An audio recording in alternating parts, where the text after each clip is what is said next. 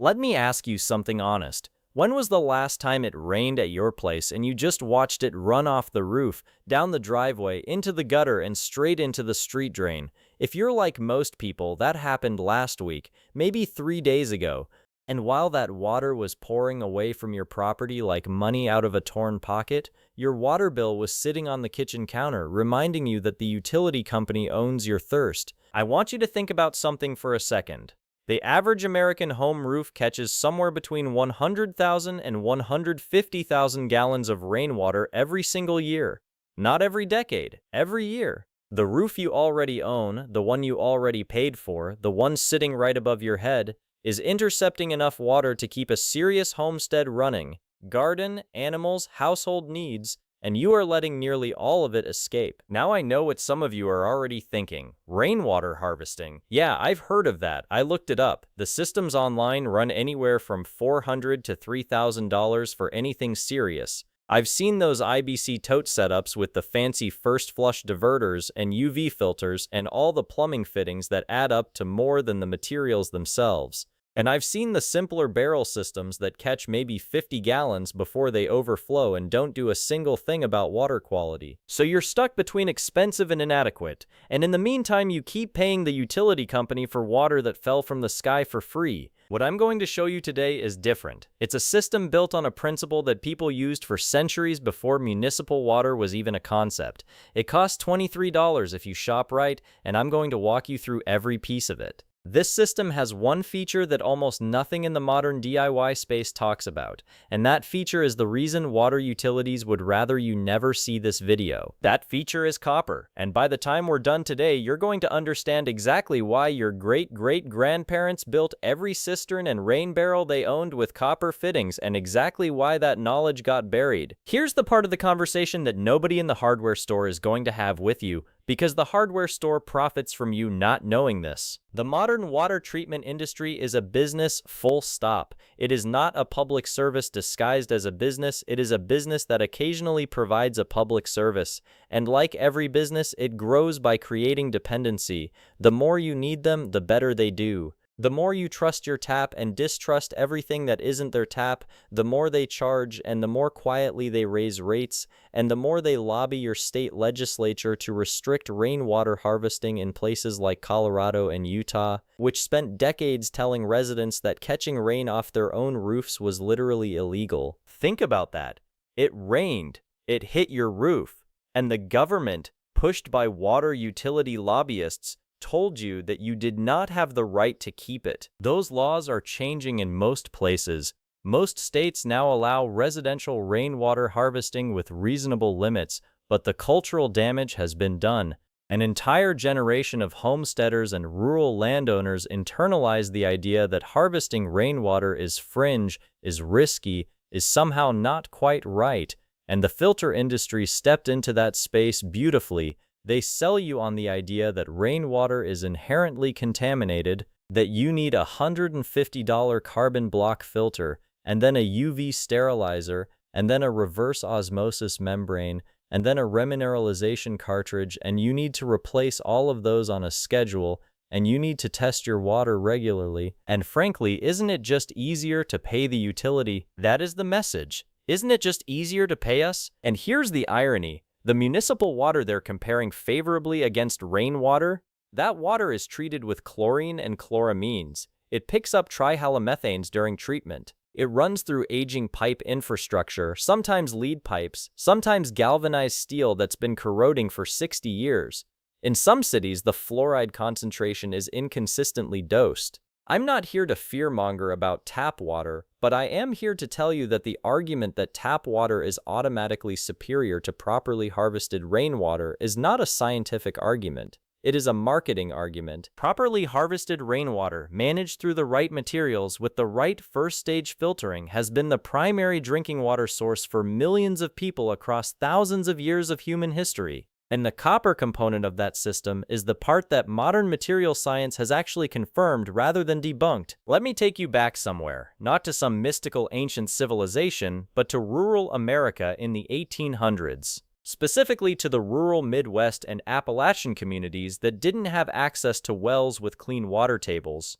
or who lived on rocky terrain where digging a reliable well was either impossible or prohibitively expensive. These families harvested rainwater, not as a survival gimmick, not as a prepper hobby, but as their primary household water supply.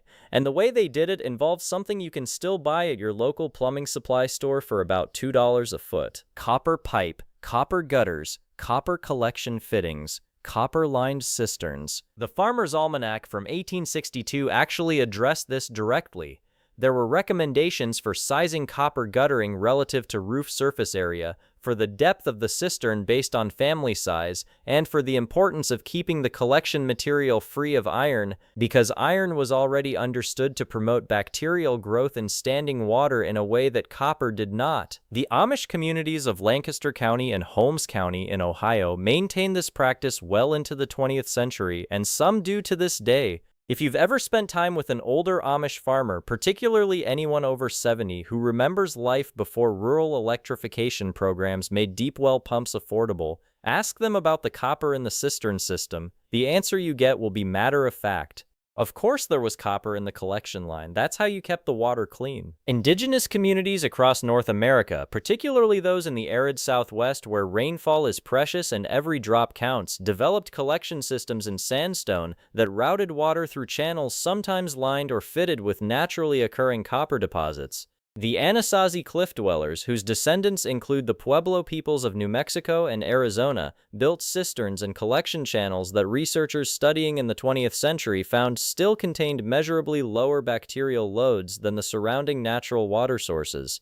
Researchers initially attributed this to the stone. Later analysis pointed to copper mineral content in the collection surfaces. In India, the practice of storing water in copper vessels, called tamrajal, goes back at least 3,000 years in Ayurvedic medicine, and this is not folk superstition, this is folk science. These people observed outcomes over generations. They stored water in clay, in iron, in various containers, and they kept records of which storage methods kept people healthier. Copper won that competition long before anyone knew what a bacterium was. In Cyprus, literally the island that gave copper its Latin name, cuprum, ancient cistern systems lined with copper have been excavated and studied by archaeologists. The practice was widespread across the ancient Mediterranean, and it wasn't decorative. These were practical farmers who wanted their harvest water to stay usable through dry seasons. This knowledge didn't disappear because it stopped working. It disappeared because PVC became cheap and the municipal water system became politically entrenched, and the combination of those two factors made the old way look primitive rather than proven. Now let's talk about why this actually works, because I want you to understand the mechanism, not just take my word for it. Copper has a property that scientists call oligodynamic effect. That's a fancy term for something straightforward.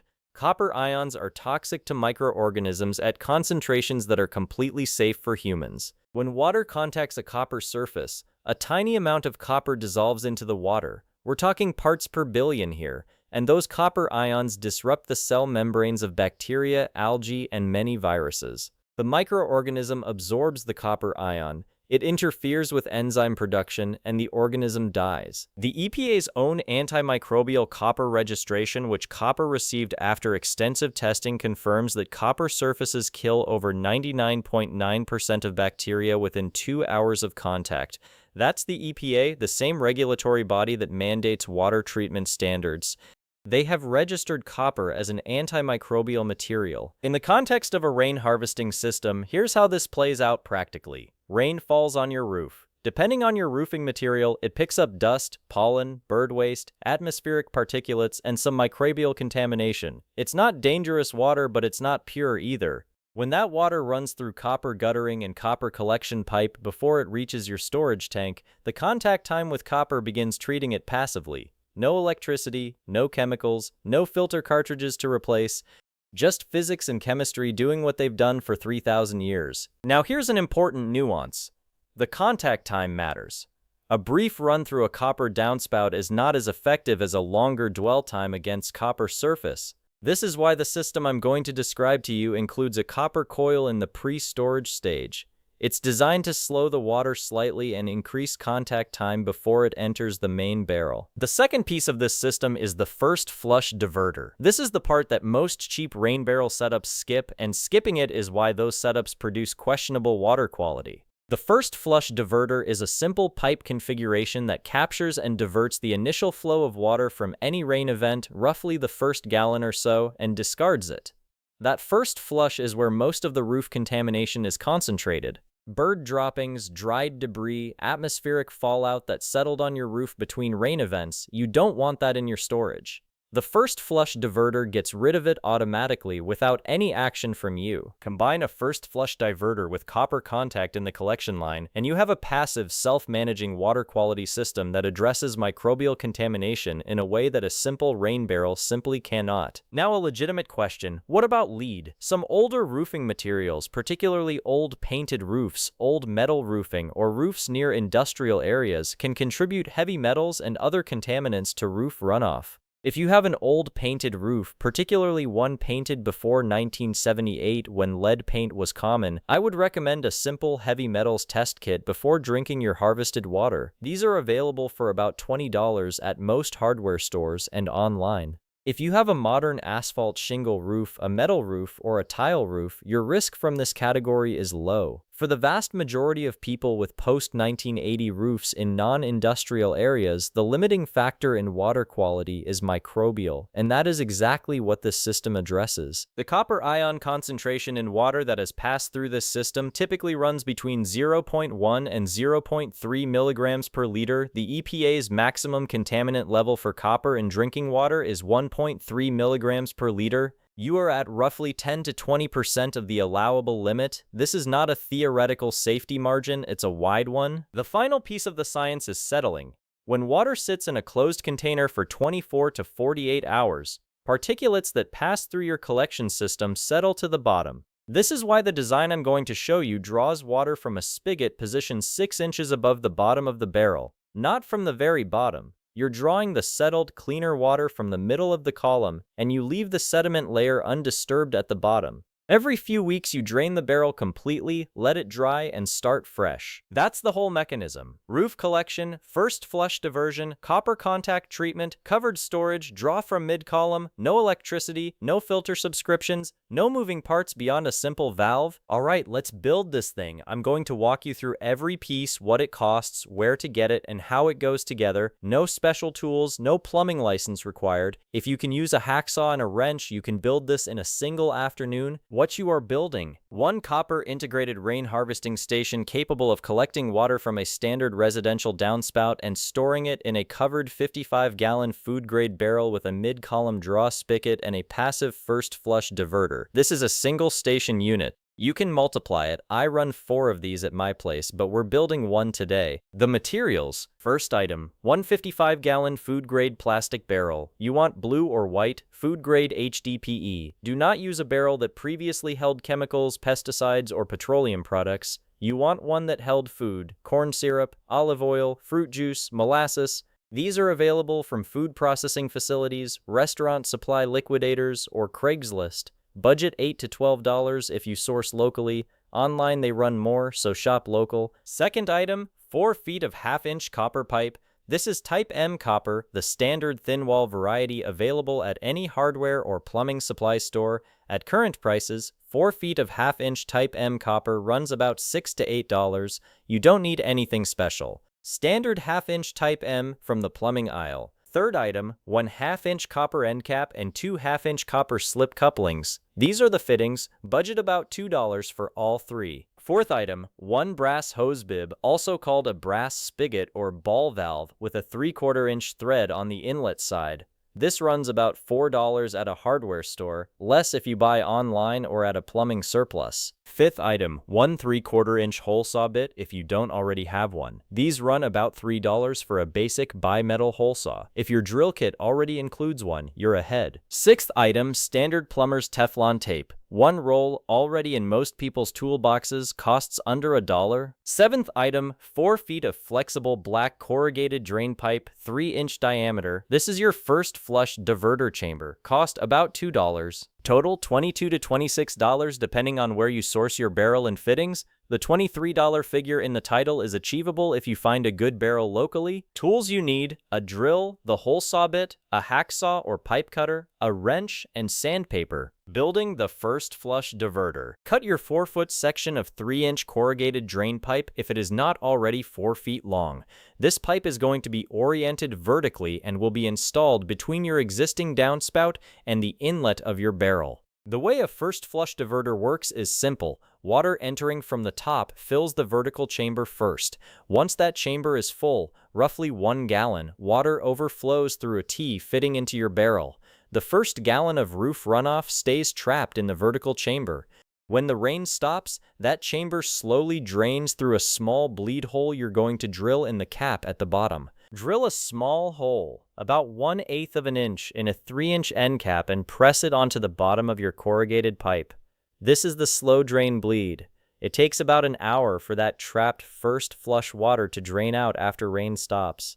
By the time the next rain event starts, the chamber is empty and ready to catch the first flush again. At the top of the corrugated pipe, you'll install a standard downspout adapter and a 3-way T. These are available at most home improvement stores for $1 or $2. That connects your downspout, the vertical chamber below it, and your collection pipe running to the barrel. Water from the downspout hits the T, goes down first, fills the chamber, then overflows through the horizontal outlet to your barrel. Simple and passive. Preparing the barrel. Position your barrel where you want it. It needs to sit elevated, 18 to 24 inches above grade, so you can get a watering can or bucket under the spigot. Build a simple platform from concrete blocks or treated lumber. Level it. Using your 3/4 inch hole saw, drill your spigot hole on the side of the barrel, 6 inches up from the bottom. This height is intentional. It keeps your draw point above the sediment layer that accumulates at the very bottom. Thread your brass hose bib through the hole with a rubber washer on both the inside and outside of the barrel wall. Then tighten a locking nut on the interior side to seal it. Wrap all threads with Teflon tape before assembly. Hand tighten, then 1/4 turn with a wrench. Do not over-tighten, you'll crack the barrel fitting. Drill your inlet hole in the lid of the barrel or near the top of the barrel if it has a fixed top, large enough to accept your 1/2-inch copper inlet pipe.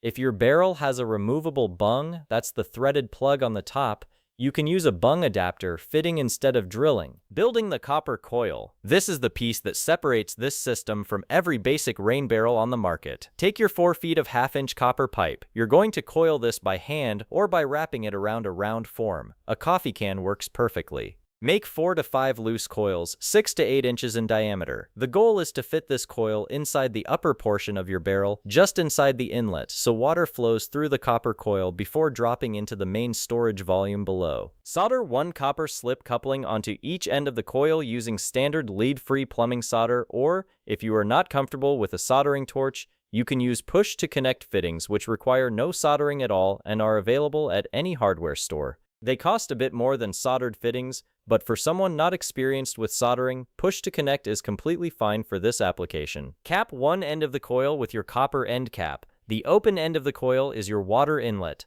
Run a short section of flexible vinyl tubing from your first flush diverter output to this copper coil inlet through the hole you drilled in the barrel top. Use a rubber grommet to seal around the tubing where it enters the barrel to keep debris and insects out. Water now follows this path. Downspout, T-fitting, first flush chamber fills. Overflow into flexible vinyl tubing through copper coil inside barrel, drops into barrel storage. That copper contact, even at a relatively quick flow rate, begins the oligodynamic treatment process. For heavier rainfall and faster flow, the coil geometry slows the water slightly and ensures consistent copper contact across the full inside surface of the coil. Finishing details. Your barrel lid or top needs a small overflow port. When the barrel fills completely, water needs somewhere to go that isn't your foundation or a puddle next to your platform.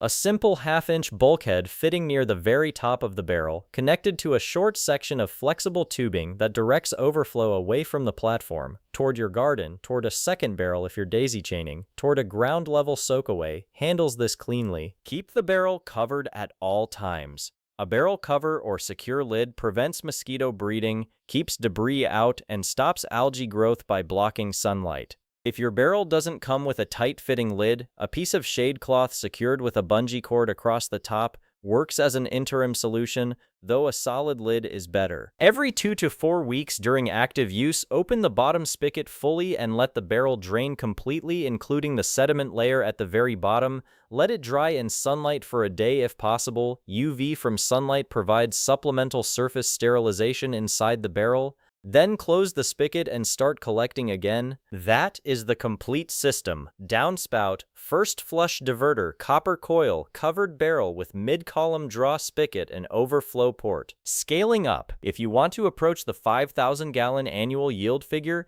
you need to think about two things: roof catchment area and number of stations. A standard residential roof of 2,000 square feet in a climate receiving 30 inches of rainfall annually receives approximately 37,000 gallons of rain per year. Even with losses from evaporation, first flush disposal, and spillage, you should capture 15 to 20% of that total with a basic system and 30 to 40% with a more complete installation covering multiple downspouts. That gets you well past 5,000 gallons annually on a 2,000 square foot roof in a 30-inch rainfall zone. If your rainfall is lower, say 15 to 20 inches, you work with what you have. The math still favors collection. Every gallon you catch is a gallon you didn't buy. Add a second barrel at another downspout, connect them with a short section of tubing at equal heights so they balance, and you've doubled your storage with $8 of additional materials.